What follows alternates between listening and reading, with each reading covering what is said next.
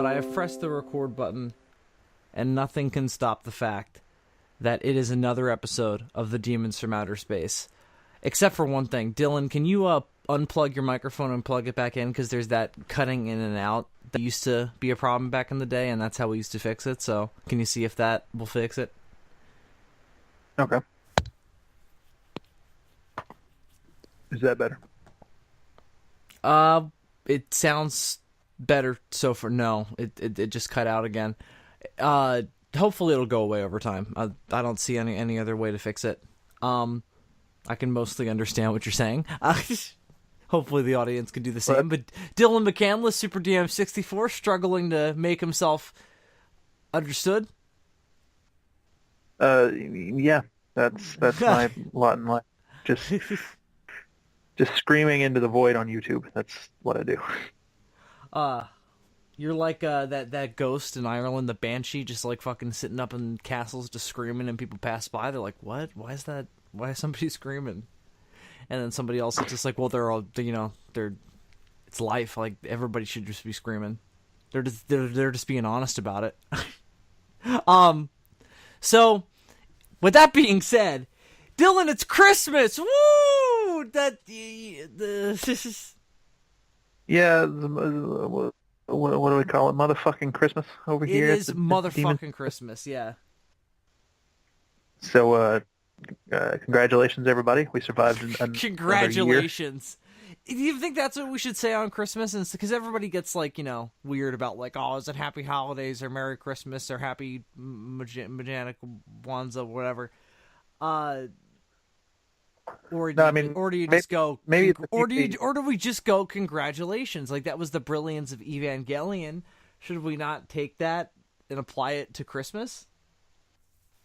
I mean, listen, maybe this is a few days early. I really should be sending this message out when it gets to New Year's. But I just want to congratulate everybody on surviving our first year in the post-apocalyptic hellscape that is that is Trump's America.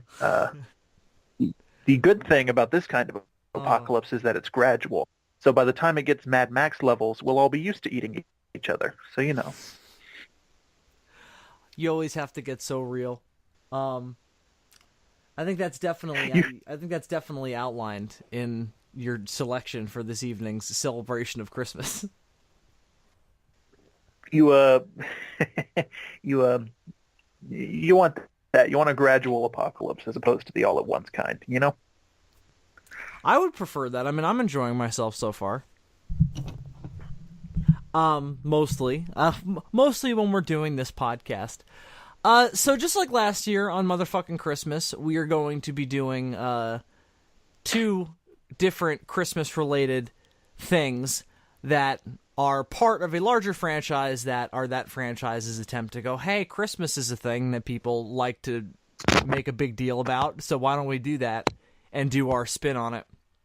And we're picking the same things. Slightly different. Dylan's is from a different season of his show. Mine is from a completely different iteration of that franchise. Yeah.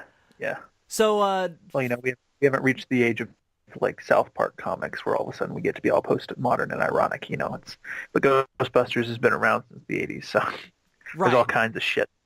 Yeah, they're doing another Ghostbusters crossover soon, where it's going to be, because they've done a couple now. They did like the real Ghostbusters one. They did the one with the female Ghostbusters cast, and now they're doing all of them. Like every single version of Ghostbusters that has ever existed is going to cross over. So it's going to be like Crisis on Infinite Ghostbusters. I'm really excited about that one. The IDW Ghostbusters. Exactly. Do you want to switch up the order this time? Last time we did South Park, then Ghostbusters. Should we do Ghostbusters, then South Park this time? Especially since the Ghostbusters one is so shorter as well. Yeah, it's like one issue of a comic book. Although I did read the issue right after it because I was kind of into it a little. But yeah. So we can talk about the fact that it is part of a super fucking serialized thing, but I think at the same time it totally works on its own and largely, and I think that that's a testament to the larger series, because I think that the IDW Ghostbusters comics are like potentially some of the best. Like it definitely some of the best Ghostbusters stuff we've gotten, but they're like on par with the movies in my eyes. Like they totally work as canon to me, and if they ever did like a live action continuation, like this is ultimately what I would have wanted it to be like. Partially because one idea that I love, and this is always something I wanted to see, and apparently they've done it now in the IDW books, is I always wanted like the Ghostbusters to branch out and be more than just those four guys. You know, kind of like how I was interested to see how you were going to feel about that, because I didn't know how you would like the characters just being thrown into it. Yeah, no, like you know how like in DC, in like Marvel, you've got the Avengers, but then you've got the Great Lakes Avengers and the West Coast Avengers, or like in DC, there's like several different Teen Titans teams. Like I've always wanted Ghostbusters to do that, just because seems like a good idea to me. And their whole shtick is like they're like a paranormal version of like a fireman or something. Well, they're a business, you know, and they should franchise. They talk about it in the first movie, so it's something that this comic was like. Well, if we're going to continue the series, we should do that because it's discussed in the first movie. So it's a natural progression, and that's what's brilliant to me about the whole series is that's what the whole thing does. Somewhat gradually, but it's very fast-paced about introducing things and advancing things. Is, you know, going, what if we stuck around in this world for like 10 or 15 years and saw how things advanced? You know? Yeah. And what I also like about it is that there's a very strong attempt to... is it also in canon with that Ghostbusters video game? Yeah, I was going to mention that before when you were talking about the whole like Great Lakes Avengers comparison, because that team in Chicago is made up of the rookie from that game who you play as, and another guy who they met up with but didn't really like because he tried to fuck them over in a storyline. Yeah, I played that game back in the day, so I remembered that story. And there was a moment when somebody asked about Gozer, and then Venkman says like, or no, not Venkman, Ray says like, which time? And I was like, wait, is that a reference to the game? So it's definitely in continuity with the game. This comic is very much so like in line with that game, especially early on tonally. Over time, they work a lot more of the real Ghostbusters into it, which is what I also really like about it. Is it's such a wonderful marriage of the original Ghostbusters movie tone and the real Ghostbusters tone. And doing it in a comic is the perfect medium to do that in, because it is ultimately like movie meets cartoon. If you want to play it that way, you can kind of just go full on cartoon with it if you want. But because of the medium being somewhat unlimited, just depending upon the imagination of your artist and writers, depending. No, I did have one problem with the whole thing, and that is I have like one or two. We'll talk about it. And I found this to be the case with both of the issues that I read, even though we were only supposed to do one for this video. The great thing about the comic is like the characters, and like because they nail sort of the personalities of the characters from the movie. Ultimately the reason to read it is because you're like, oh, this is Bill Murray and all those guys talking. Yeah, but the actual ghost busting is, because it's in this comic book medium and it's all very quick-paced storytelling, the actual ghost busting comes off as like super anticlimactic. It's usually and again, I only read 2 issues of this, but it's like shoot a laser at it, that didn't work, hit it with the trap. In the case of one issue, hit it with multiple traps, so at least that was a variation. And then, well done. Like See, that's the whole thing. Yeah, the actual busting of the ghosts could be a little bit more exciting, I think. That's a consistent problem. They usually try to fix it by just upping the stakes, and it sometimes works out fine, but then it sometimes makes things like kind of vague and they bleed together. However, what I think the two, like the I don't remember what's the one after this, the Boogeyman? Yeah. Okay, yeah, right. Yeah. I don't remember this version. It's been so long since I read this series, because To brief explanation, I've read all this in trade, like sequentially, like a year ago, and I just went back to this issue tonight. Excuse me. So I don't really remember the details of what happened. I just kind of vaguely remember the broad story arcs and everything. Like, especially because at the end of this issue, there's a little like preview for the big event that ended the main series.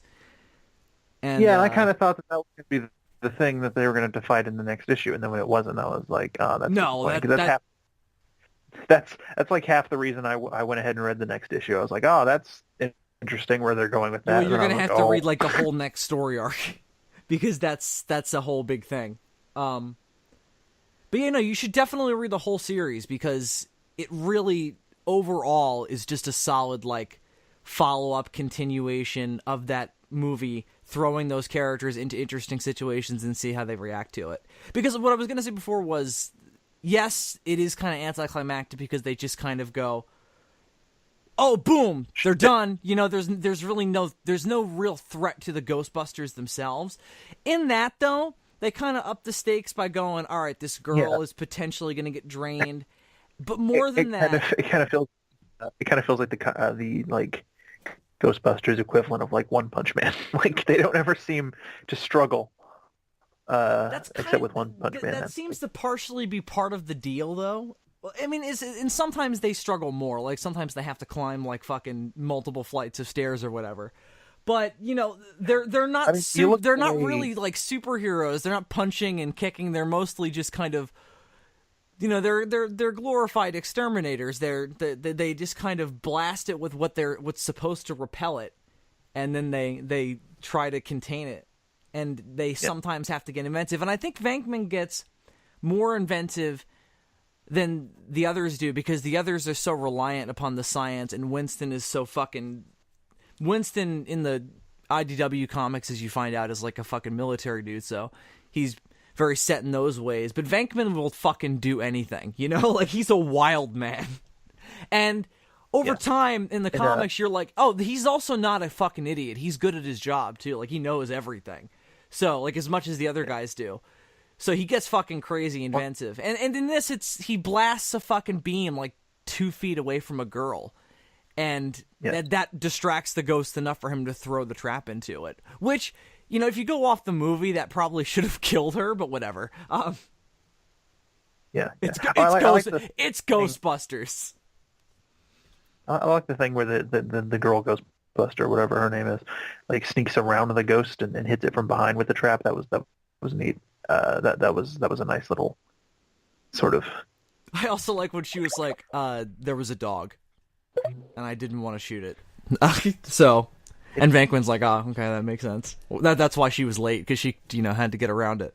Yeah, that's sort of an interesting element to that fight, but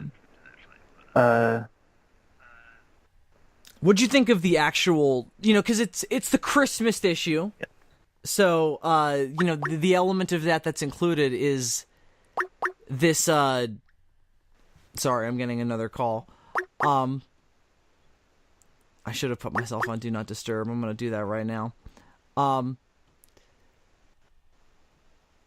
So, anyway, what I was going to say was, because this is the Christmas issue, they have to do, like, a Christmas-themed ghost. And what I think is really interesting about what they decided to do was they were like, we're going to do, like, a Santa-themed ghost, but it's going to be based on elements of Santa that people are not familiar with. And I think that was really clever and very different than something like what the real Ghostbusters would have done, or any other traditional Christmas special does, where they're like, what if Santa was real? It's like, well, what if in this universe there was going to be a ghost based on that mythology? Yeah, well, it's like old school, like pagan, like Norse fucking Odin Santa. It's not Sinterklaas, as Egon keeps reminding us. It's not fucking Santa. It's Sinterklaas.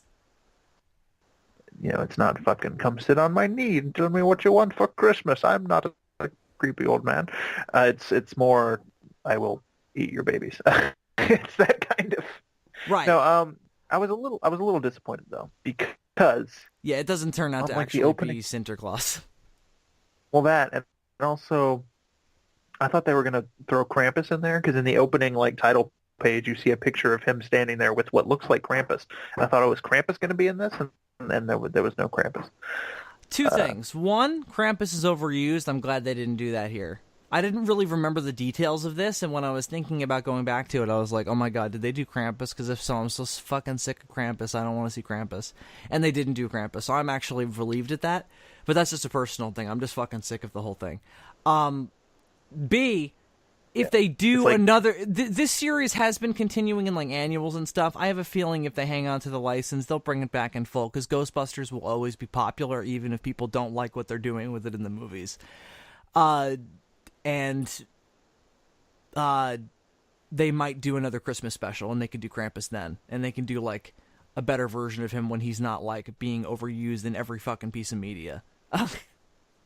Yeah, it's true. A few years ago, the internet kind of discovered Krampus, and since then he's been... I mean, there was the movie Krampus, but he's also been in fucking which I still haven't everything. Seen, but, like... And apparently is good. You know, the guy who directed that is directing I should. Godzilla. Yeah, so we should probably watch it. But I'm fucking sick of the fucking like, Santa, but he's evil and he's a demon. Okay, I get it. Maybe next year we should review that around the Christmas season, just so we can see what that director's, Perhaps next year we'll have to do what we did for Halloween and do a full Christmas month, even though I hate celebrating Christmas early. Like, I like to leave it until, like, the couple days before. Only because I just get burnt out on it. I don't really consider December early, though. Like, for me, after Thanksgiving, I'm like, all right, fine. Like I said, it's just a personal thing. But I just, like, I'm not, like, going to repel everything, but I'm just, like, I'm going to wait until the last couple days until I really dig into it. Because I can't. To me, the only thing that gets like annoying is the fucking Christmas music. By the time December 25th rolls around, I'm like, I never want to hear another Christmas song again. And then like halfway through January, they still play the Christmas commercials for some fucking reason. We're supposed to have it on at work right now, and it's driving me fucking nuts. But that's the only part that gets to me after a while. The rest of it's like, fine, there's a fucking tree, and I'm watching a movie about a small boy torturing home invaders. This is fine. I've seen Home Alone like 4 times already this fucking month. Both each of them, and I can't remember which one has which scene in it. And then vaguely I'll be like, oh wait, there were bigger buildings in that one. So okay, that was the second one. Yeah. Well, the greatest piece of acting in the history of the world was when Donald Trump pretended to help a small child find his way when he was lost in New York. That's right. Anyway, so back to Ghostbusters So back to Ghostbusters because I think there's only a couple other points that we need to bring up more. So I definitely agree with you that it's rushed. That is definitely a big problem. However, is the thing that I see. This is the thing I saw a lot in like Godzilla comics too. As much as I love the IDW Godzilla comics, and maybe this is an IDW thing now that I think about it. As much as I love the IDW Godzilla comics, it's like because the universe is so complicated and you've only got so many pages to tell your story in, it feels like Godzilla, or in this case Ghostbusters, but like on speed. It's like a whole Godzilla and or Ghostbusters plot goes by in like 10 pages, and you're like, wait, what? Yes. Like you have to read it again to make sense of everything. Yep. Now, I think the first thing about that is like it's still distinctly Ghostbusters, and it's solid, well-made Ghostbusters, like by somebody who clearly gets Ghostbusters. So that's impressive, and that's what you want as a fan. However, it feels super compressed and somewhat mechanical at a point. And it kind of sucks the enjoyment out of it, and it just kind of feels like we're being strung along. But each individual thing is still good and interesting, and that's what keeps you coming back. It's like, but the ideas are still coming, even if overall each thing is kind of the same. And I understand that it's probably very difficult to come up with and crank out a new Ghostbusters story like on the monthly. Like, look how fucking long it took them to develop a Ghostbusters 3 and then what it eventually turned into. Like, because it all feels pretty samey. And the problem I had earlier with the fights being kind of anticlimactic. It's like, They're well, not really what can fights, you is the do about thing. Like that's the it? problem. It's like what can you do about it though? Because they're cranking these things out. It's an ongoing like monthly comic book, and they've got to come up with these new ghosts every time. And it's like you look at what the movies did to overcome that problem. They like crossed Make the two of streams them in the and never first do one. anything else until they rebooted. They crossed the streams in the first movie, so that was different. And then they brought the Statue of Liberty to life in the second movie, and then just did their Big usual thing. departure. So but you can't cross the streams every issue. So it's like, No, and they well, I guess this don't. one's just They do it again later, and it doesn't really work, and it's kind of different. And listen, here's the thing. Here's when it's really good when they play up the fact that they are just glorified exterminators, and their techniques and methods are based around that, and they seem to have like an idea of not only an idea of what they're doing, but they have like different things that they've tried in the past that they know work, and they use those as like a foundation to try other stuff. And that's always interesting. I like seeing the rigmarole of being a Ghostbuster on the day-to-day. That's also what keeps me coming back to the series, because there's never a glimpse really at that isn't interesting to me. yeah. What they really should do is what they did in that fucking video game. It was like they kept introducing like new weapons and shit, and like it was. Oh, they do So that. There's a boat. There's a Ghostbusters boat. There's all kinds of stuff. Don't worry. Did they ever use any of the weapons that were in that game? They do that constantly. Mm. The slime tether is a thing. They're all in there in some capacity. But they're also not allowed to use a lot of the fucking deadly stuff they have anymore, because they're regulated by the government at this point. That's a huge part of the fucking different story arcs that happen, is that Walter Peck is their their intermediary with the New York State government, and obviously that's problematic. Yeah, the problem because he has no dick. No, I caught that in the second issue that I read. Also in the second issue, but this wasn't in the main Ghostbuster story though. It was in the fucking like the little preview for the upcoming story arc. They cut to the Ghostbusters in Chicago, and the guy uses like a shoulder-mounted like laser on this like ghost cat that jumps him. I'm like, man, see, that's really cool. Why don't they put some of that in the main storylines with the boogeymen and because both of the issues I read, it was just like, shoot it. Oh, that didn't work. Use a trap on it. And then the second time it was, oh, the trap didn't work. Use a bunch of traps. You also get the sense that like the original four like to just use their original gear because it's like what they know. Like the newer guys, they all develop their newer styles and stuff. Like Kylie, and briefly when Janine becomes a Ghostbuster, she has her own style. But that we should review some of that at some point, because that's all awesome. But yeah, like I said, they just constantly introduce different ideas that do keep it interesting, even if at the end of the day it's just about putting stuff in traps. Because sometimes that also, they throw this in the real Ghostbusters too. Like sometimes what they're fighting is not even like what they're supposed to be trapping. Like, because they don't function like normal ghosts. They're interdimensional beings, Yeah.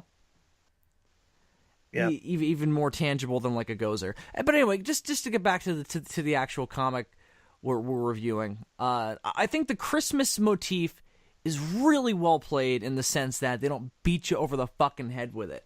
And it literally just feels like it's Christmas time in this universe, something's going on, And it's also worked into the larger story, and in a serialized thing, that's also nice. And in Ghostbusters, this version of it, above all else, all of the fucking spectral activity is interconnected.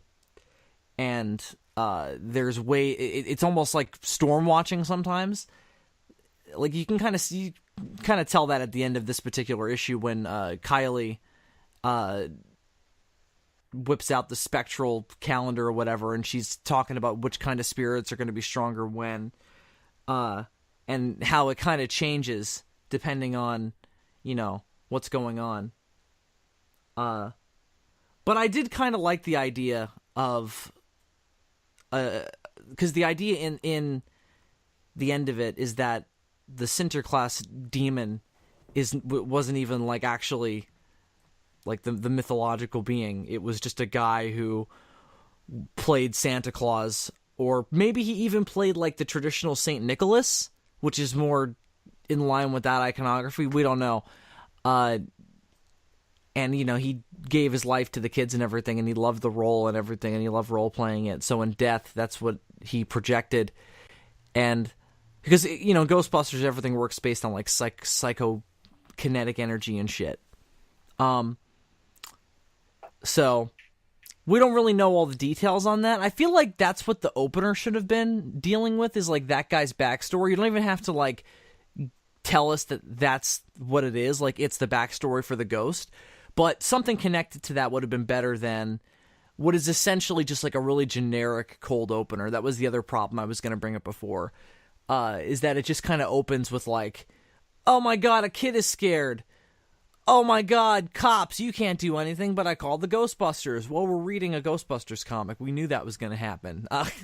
Why is this a reveal? And I wish there was a better reasoning behind it besides, oh, he was a mall Santa, and after he died... Well, no, he wasn't a mall Santa. He was they just used that as like a shorthand for everybody else who died, you know, working for kids. He worked at a firehouse in particular, a fire station in particular, so he was like a little more glorified than a mall Santa. I'm pretty sure they said that he played Santa Claus, like, when he was alive, right? Didn't they say that? At like a fire station. So I'm just saying that that's a little different than a mall Santa. Because you're not being paid for it. Yeah, so it's a mall Santa who's stupid. Why would you dress in that ridiculous outfit? That's one way to put it, yes. Why would you dress in that ridiculous outfit if you weren't going to get paid for it? Anyway, I like that idea. Yep. If it was more developed, I think it could be great. As it stands, it's just kind of like, oh, all right. Because again, it's a little rushed. Did you think it was funny? The comic overall, yeah, it was pretty spot on, recapturing sort of that Ghostbusters brand of humor. I mean, by virtue of it being so much shorter than like a movie or an episode of the TV series, there were like less laughs, but it was still, you know, it had that sort of snark going for it. Which I appreciated. I think the tone is well balanced. You know, it's not all. You know, it's not a like it's not a comedy series that's all like super wacky and like really in your face with the fact that it's not like a super serious thing. It works on the fact that it's real scary ghosts and real people being scared by them, and it's just these four guys who are just like, all right, we'll deal with it. You know, and they don't take it seriously at all. And that's what makes it fun. And this definitely nails that. But more than that, I just think that, like, the dialogue is, like Eric Burnham clearly watched those movies and watched The Real Ghostbusters and said, what if those guys got their own cartoon show? Like, what would they say week to week? And that's what this comic is really like, because, you know, Venkman pushes the line as far as you can. And this book, like, really walks the line of, like, adult humor. Well, like, they don't usually go as far as the movies will. Like, you know, like they say dick in the first movie. They usually don't go that far. But, like, you know, there's a moment in this where Venkman is like, you know, if we stay out here for very long, because they're outside in the fucking freezing cold, stuff's going to start freezing and cracking off. And Mel's like, ick. And, you know, that's not necessarily family friendly and something that you would have had on The Real Ghostbusters, but it's definitely in line with the movies. Yeah. I'd rather it be that way anyway. I mean, like I said, I think that that's great. One of the problems with taking a movie and turning it into a movie that wasn't originally like meant for kids and then turning it into a Saturday morning TV series is because you wind up neutering it. We saw that with Ghostbusters. We saw it with.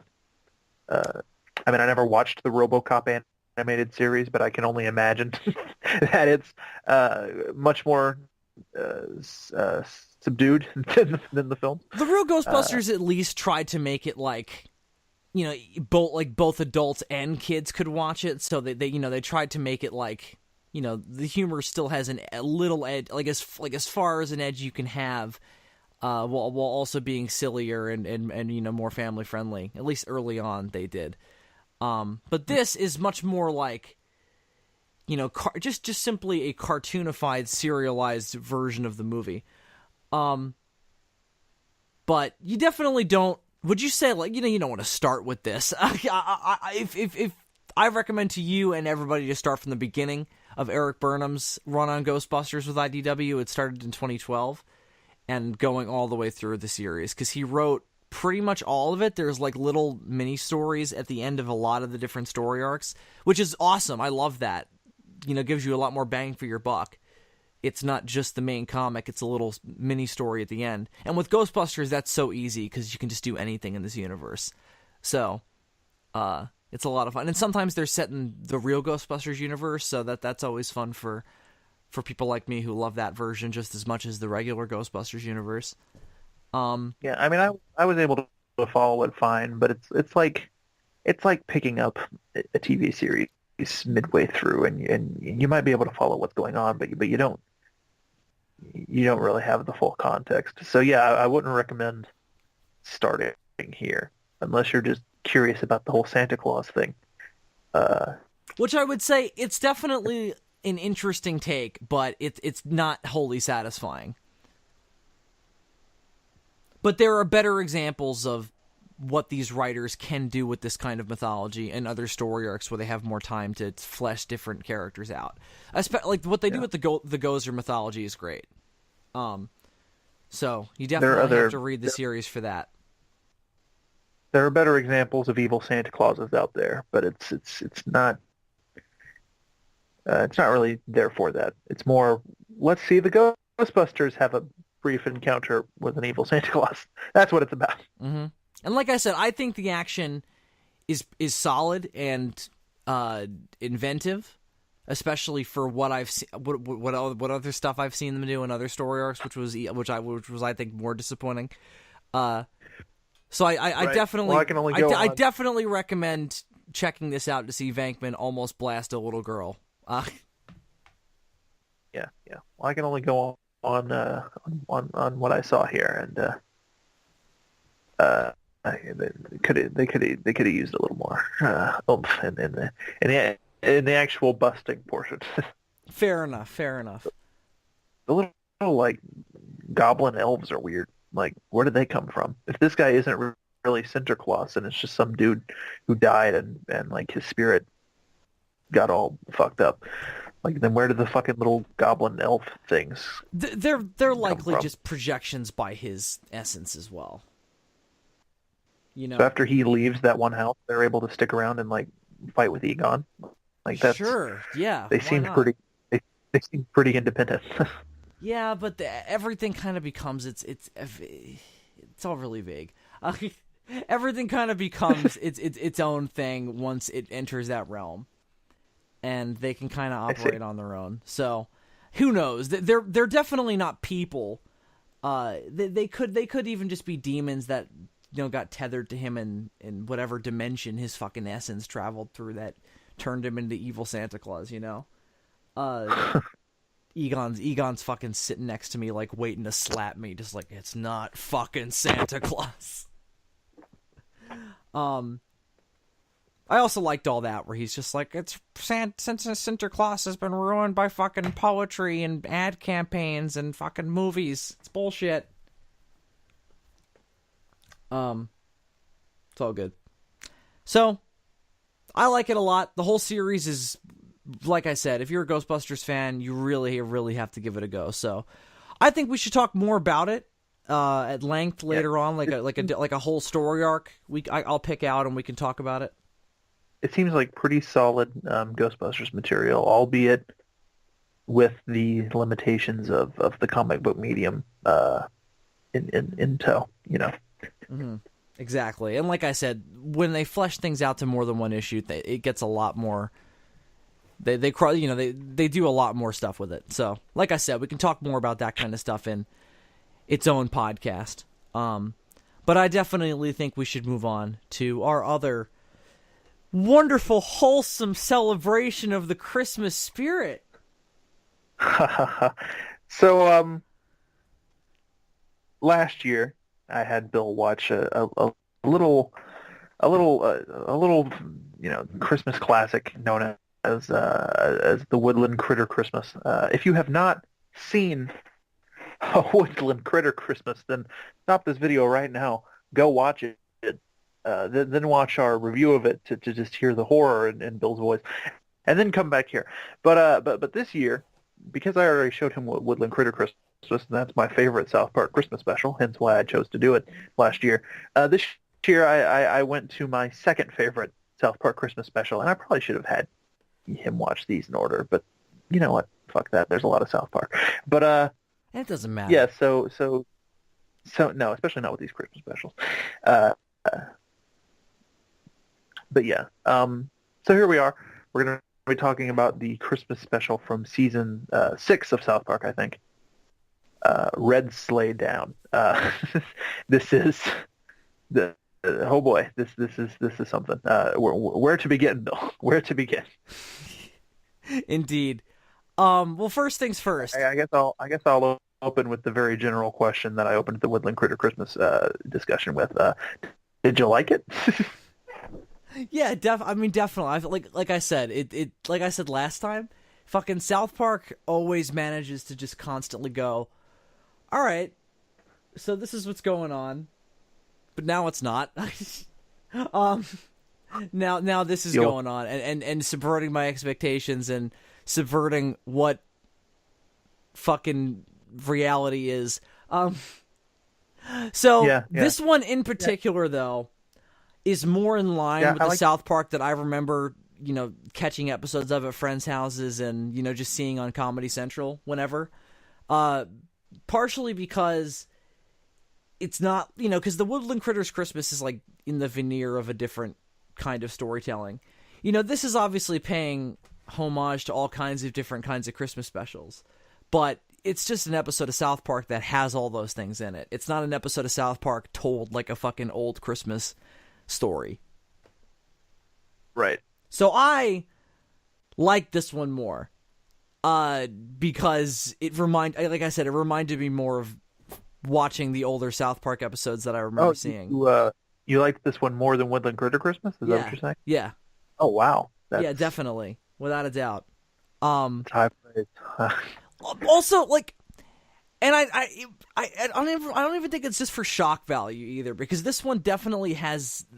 I mean, not that fucking Woodland Critters Christmas doesn't have shocking things in it, but oh yeah, Woodland Critter Christmas probably has a higher amount of shock content, but this episode is full. I guess, like, visually, yeah, you're right. But this episode is full of shock value as well. I mean, taser right to the nuts kind of shock value. But Woodland Critters Christmas, you find out, isn't really happening, so that partially, like, and especially since you find out it's Cartman's imagination, like, that explains a lot. That's true, but at the same time, real or not, there's something about Blood Orgy that just works its way into your soul. Without a doubt, it definitely did that to me. But this one, because it, like, and it's weird to say anything real happens in South Park, but this one, because it's, like, really happening.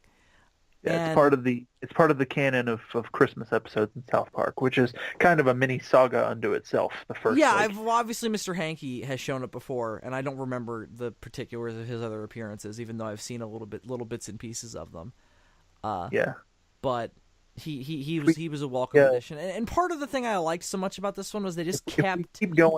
If we keep going in, like, descending order of my favorite South Park Christmas specials, you'll get a really good Mr. Hankey episode next year. Okay, great. Because what I really liked about this one was just the constant clip of, like, introducing characters and ideas, like fucking Santa Claus's Fortress of Solitude, fucking Santa Claus has more than one sleigh, fucking yeah, I don't remember if this was the first. All right, let's go get Jesus. I don't remember if this was the first time that they showed Santa's Fortress of Solitude. I don't remember if it showed up in other places. But that's freaking genius to just do this. And it just looks like the one from... Oh, no, it's exactly the Richard Donner Fortress of Solitude. That's brilliant, yeah. I mean, how many people have made that joke? And it's not even like they don't bring up Superman. Like, they just say it's Santa's Fortress of Solitude. Like, you get it. Like, if you're not an idiot, you get that reference, and it works. Yeah. So it's beautiful. There's a great episode of South Park as well that makes fun of Christopher Reeve, where he becomes a supervillain. Yeah, you told him Hackman and all that. Hackman. Yeah, he acquires superpowers by sucking stem cells out of fetuses. Yeah, we've talked about that before. That's brilliant. We should talk about that one at some point. we should definitely talk about more episodes of South Park, because there are so many terrible things that I can subject you to. Yeah. Over the course of 21 seasons of this show. And like I said, it's not really my thing, because I just don't like subjecting myself to that on a regular basis. But when it's done in a way that when it's done for a reason that really speaks to me, I'm fucking with it. And this is just one of those times where I'm like, oh my god, like, this is such a brilliant, like, little slice of American Christmas, you know? Because it takes all the icons and it just goes, fuck them, you know? Like this is like we're just gonna put them through the worst situations and just fucking show that Christmas is just this vague, abstract, nothing thing that we all just fucking have off on and we all just kind of accept. And it doesn't really mean anything, but all the different things that people force it to mean get thrown together and just, you know, murder. No, they don't murder each other, but they get murdered. Yeah, they have murdered each other before. Santa and Jesus have a whole arc, because the short that Trey and Parker originally made that actually got them picked up and got them the show, it was just like an animated Christmas card that people passed around on VHS back in the late 90s, was an animation of like Jesus and Santa Claus fighting each other and a crude version of the South Park boys watching. So they're like the South Park version of Goku and Vegeta. Kind of, but then they form now they're tight. You know, they're besties. But when Jesus was just, because when they're like, Santa's in trouble, Jesus is like, fuck, let's bust out the M16s. I was like, oh, like I audibly was like, oh fuck, this just got so real. This is awesome. I fucking love that scene on the roof where Jesus walks out of the sleigh and then the two guys come up and he's like, he puts his hands up because they've got guns on him. He's like, my children, there's something you should know. I'm packing, and then he just pops out Uzis and like. Well, he stabs him in the fucking head. Like, that was amazing. Like, it's freaking great. Jesus is like special forces trained. Yeah, it's great. So we've been dancing around this a little bit. So the premise of this episode, let me just throw it out here now, is that it starts out with Eric Cartman, of course, in his room, and he's having his naughty and nice deeds for the year audited by a character named Kyle, who is the Kyle you all know's super Jewish cousin from New York, and who previously appeared in like an episode from season 5. That's like, it's not like an old person, is it? Who? No, it's actually a kid, but he's like this super stereotypical like old Jewish man. He's a weird looking character. Yeah, you should watch there's an episode from, I believe it's in season 5, called The Entity, and that's the one where his character is introduced. Basically, the whole premise of that episode is Kyle's cousin Kyle arrives, and he's this super like overdone Jewish stereotype, like the whole like, oh, it's so cold up here, I can't breathe, like that whole thing, or I can't see a thing without my glasses. Like he's that kind of he's that character. And so the whole episode is Kyle trying to get rid of his cousin because he can't stand the fact that he's like this overblown Jewish stereotype, which is what he's fought his whole life against with Cartman and everything. And then at the end of the episode, they decide that they want him to stay because he like inherits a bunch of money, and he leaves. And right before he leaves, he's like, I just can't take you guys anymore. You're like a bunch of you're like a bunch of redneck jocks. I mean, you're such stereotypes. And then he leaves. So anyway, he's back in this episode, and he's like, Eric, this isn't good. Like, you actually owe Santa presents. Like, you've been way too naughty. And like, so Eric does one of my favorite things that Eric ever does in South Park, which is anytime Eric pretends to like turn his act around and be nice. It's just the funniest fucking thing in the world. Because like he'll take off his hat and he'll just have his hair like combed and he'll just be like walking around in like a super nice like sweater. Yeah, oh, it's great. Like, because it is just like the vainest fucking attempt at like, it's. I mean, it's exactly like a kid going, all right, how do I get on Santa's good side? I'm going to be super Christmassy, tell everybody please and thank you, and that'll be good enough. And sing Christmas songs and try to bring Christmas to the children in Iraq. Yeah, so I don't remember the exact details of how we get there, but he decides in order to get on Santa's nice list, he's going to bring Christmas to the Middle East. And so they call up Mr. Hanky, and Mr. Hanky takes them up to the North Pole on the What they've been waiting for, truly. Mr. Hanky takes them to the North Pole on the Poo-Choo train, which is one of the best additions. Yeah, that was brilliant. Especially because the only problem I have with the whole thing was I think that Kyle and Stan get kind of like nothing to do, except for a couple of lines here and there, a couple of reactions where I was like, okay. That was fun, but otherwise they're just kind of along for the ride. And Cartman is Cartman is always the standout, but usually interacting with the others is what makes the show so fucking brilliant. But there isn't really a whole lot of that because there's so many other characters in this one that there isn't a whole lot of room for that. Yeah, well that happens. That happens sometimes. South Park has to kind of sometimes pick a character to focus on because there are so many, and. So other characters sometimes get the short end of the stick. That's not an unfair criticism there. But yeah, so Mr. Hanky takes them to the North Pole in his Poo-Choo train.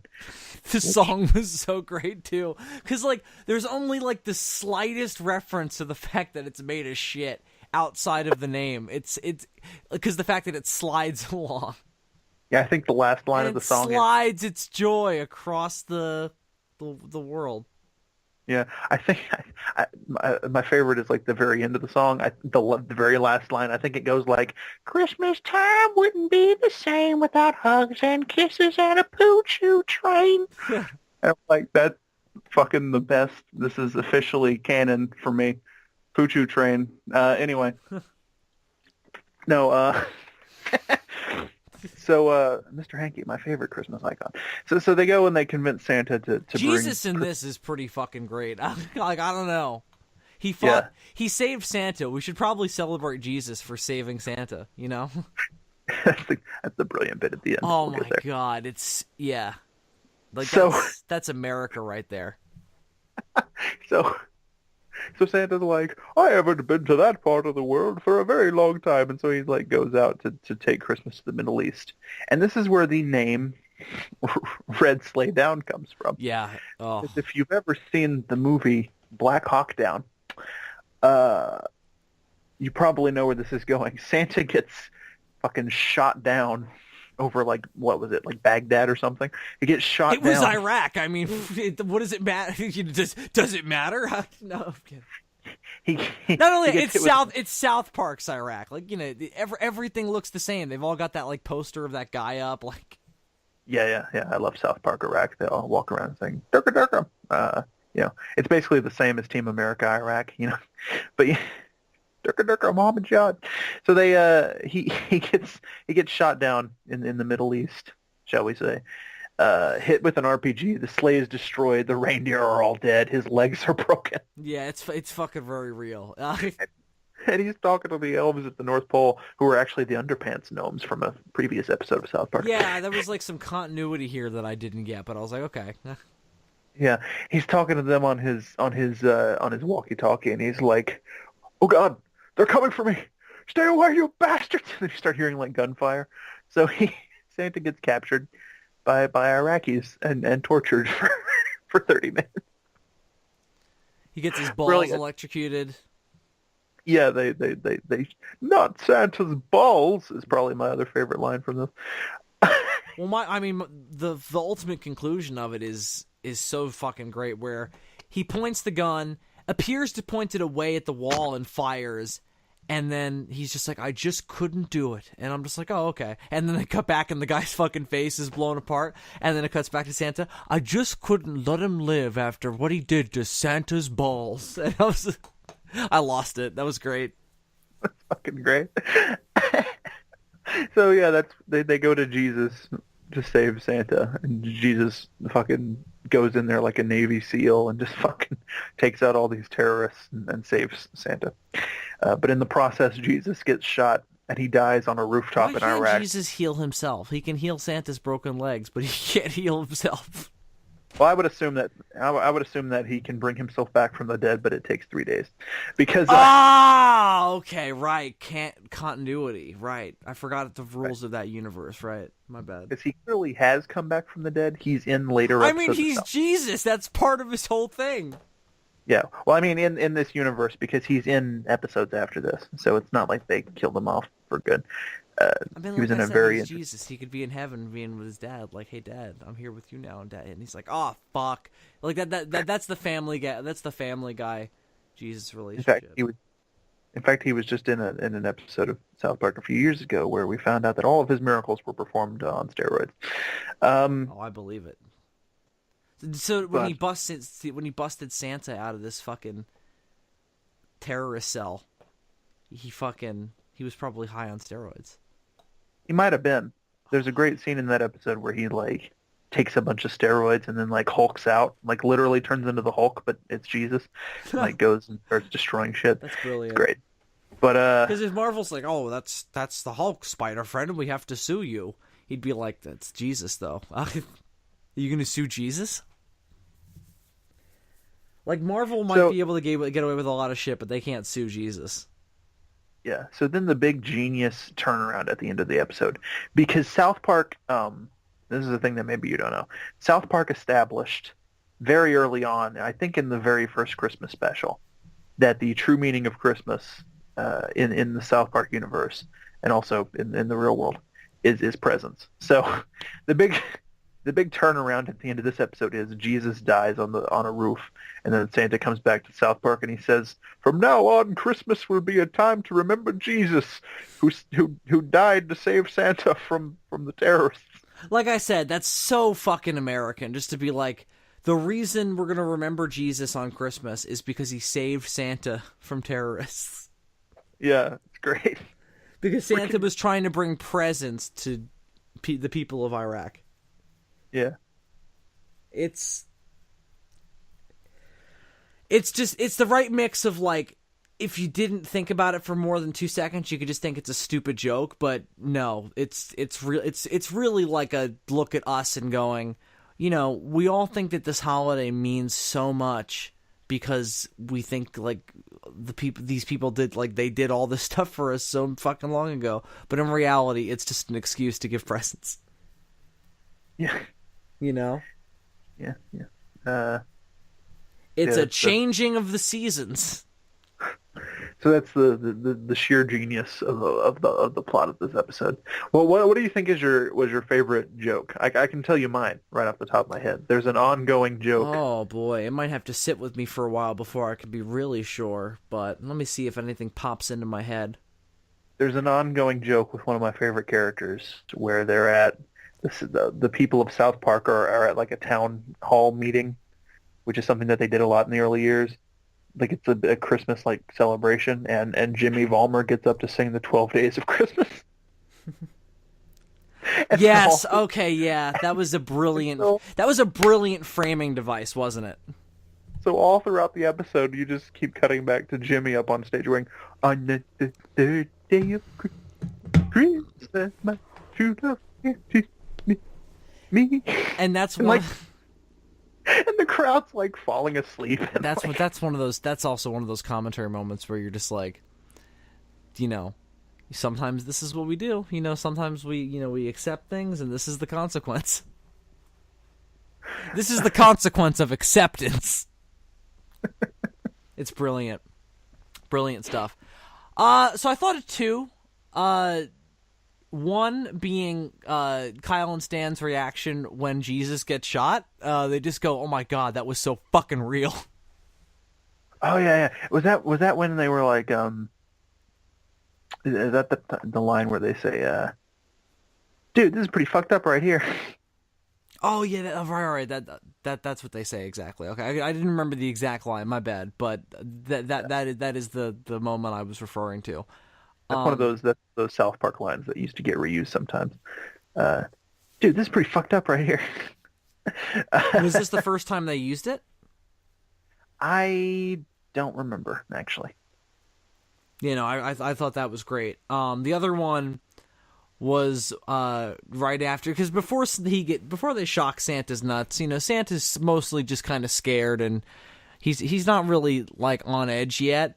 But once they shock his nuts, he transforms into a completely different person. He's a monster. He's just like, I don't know, fucking shit. They're like, tell us what your American masters are planning, and he's like, well, we're gonna be here all fucking night. And I love that. I loved that transformation, and I just thought it was very powerful.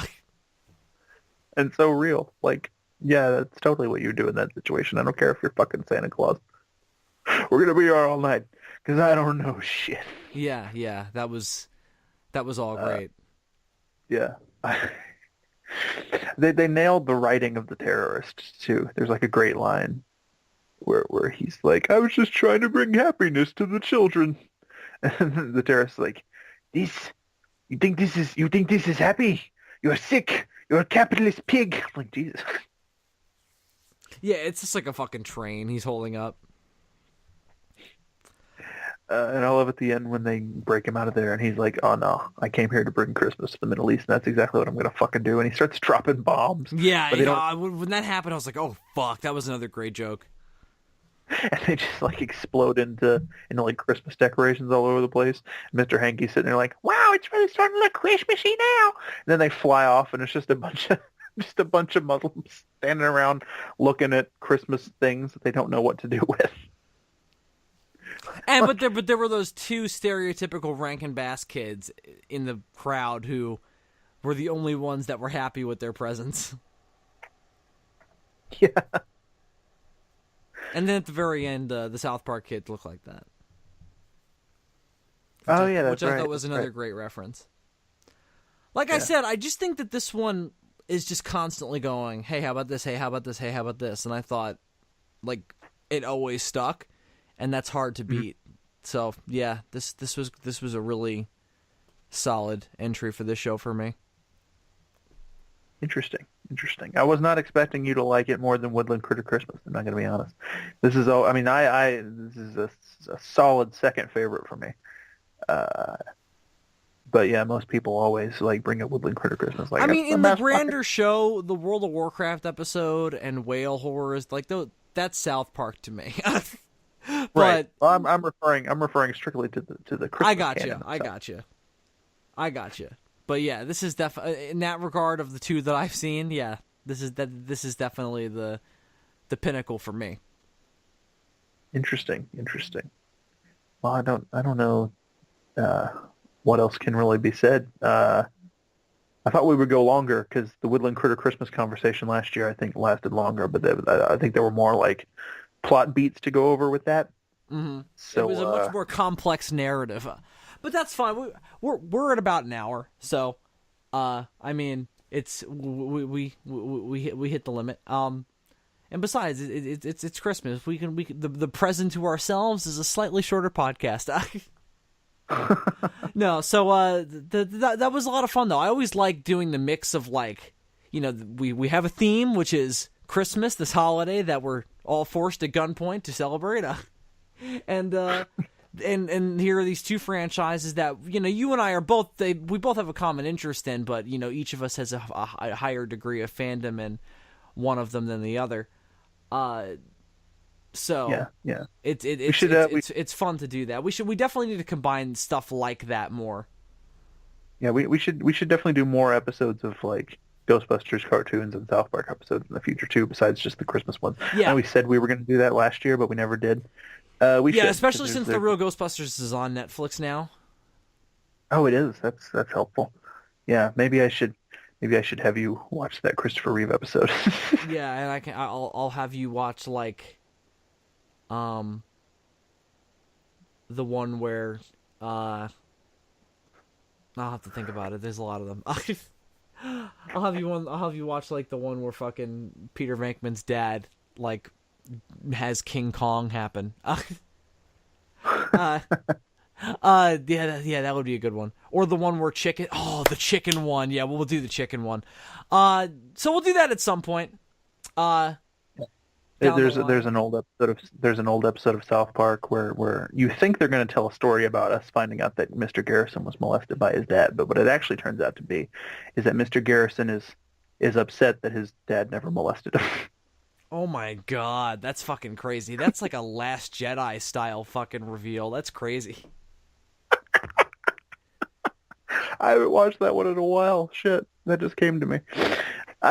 It's one of those like episodes in like seasons 1 through 3. I don't rewatch those seasons that often because 4 is really where the show hits its stride. But anyway, wild. So well, let's use our little bit of extra time here to talk about the future of the Demons from Outer Space, since we are celebrating Christmas, and this will be the last episode before the new year, likely. Although, let's see. Well, how does time line up here? I'm going to look at. Technically, we could do another one before the end of the year, and we could do the Doctor Who Christmas special. Do you want to do that? We probably should do that. We can probably. If I have a time to record, the week after Christmas is going to be fucking difficult to schedule anything. So we'll see. If not, then the Doctor Who Christmas special review will be like first thing next year, and then we're gonna review that Dawn book, and then we're gonna take a few weeks off to decompress and try to come up with new ideas. Right. That's what I was gonna get to. There's gonna be a little Addenduming Apes miniseries that'll go up. Miniseries being 3 podcasts. It'll be something where we talk about the TV shows, something where we we do a full commentary on war, and then we're gonna do the review for the Dawn of the Planet of the Apes prequel novel Firestorm on this show. So that'll likely be the last you hear from us for a little bit. Not for long. We'll only be gone for a month at like the maximum. We're not going to be gone for that long. We just need a little time to go, whew, all right, let's go back to like, not only, it's not that like we're not excited to do this, but like to being excited about going back to what we're going to talk about and get some ideas about what we're going to be excited to talk about. So,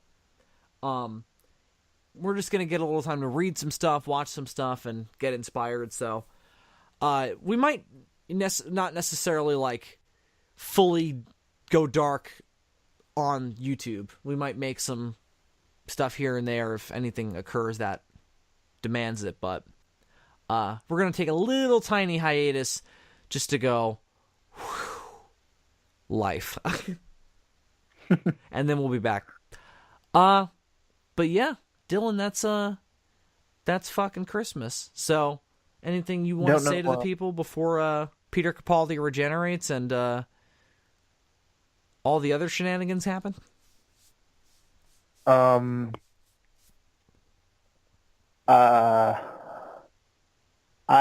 liked The Last Jedi. Fight me. We're going to do the last episode of SOS that we put up before we go on our little break. I don't know how we're going to do the New Year's thing this year. We'll see. So one of the last things that you'll hear from us this year will be our review of The Last Jedi, which will be all of us together talking about why we have the opinions that we have. So that's what we're all about. One of us hasn't seen the movie yet, so who knows what opinion he's going to have. Like, I know how me and Bill and David all feel about the movie. But what if Andres is like the dark sheep? What if he turns to the dark side? What if he can't see it? What if his theater is like, oh no, we're sorry, we only have the audio. You guys still want to hear it? And they'll be like, well, yeah, it's Star Wars. What if he goes to the theater and they're like, oh, we don't have it, but here's a 20-minute Frozen short instead. We don't have it, but here's Han Solo frozen in carbonite. For 2 hours. You can look at a picture of that for 2 hours. Oh wow, what a Star War! That's a quote by Andres Perez. He comes to the review thinking that's what the movie was. I thought it was really weird that it was just a shot of Han frozen in carbonite for 2.5 Especially hours. since he died, and like, there's no way they could have. It was like a young version of him too. Like, where did it come from? I guess it was just like the longest flashback in cinematic history. First Star Wars movie without a crawl, huh? Oh, well, first saga Star Wars movie without a crawl, I should say. I know Rogue One was ridiculous, but I don't think any of the footage from the trailer was in this. Yeah. So Ryan Johnson maybe have more than one shot in your movie. No, there are many shots in The Last Jedi. Yeah, Andres, so they took a couple different angles. Don't worry. You saw an incomplete version. so we will discuss all of those at length, I'm sure. Yeah. Wow, that was a hole we just fell down. Andres, if you're listening, I hope you enjoyed participating in it, even though you didn't really agree to it. So, yeah, no. Until all of those things occur, I'm Bill Worster, aka Zazubaar. And I'm Super DM64, and I kind of want that movie to exist now. Just 2 hours of... Like, I've heard of experimental art films where you're just staring at a wall for 2 hours. I think it's instantly better. I've been made to watch them for assignments. I think it's instantly better if it's Han Solo frozen in carbonite, but that's just I me. would have enjoyed them immensely more. So yeah, it's a podcast. You couldn't see us because it's also Christmas, and you don't have to see anything. You just have to believe. Oh, Jesus.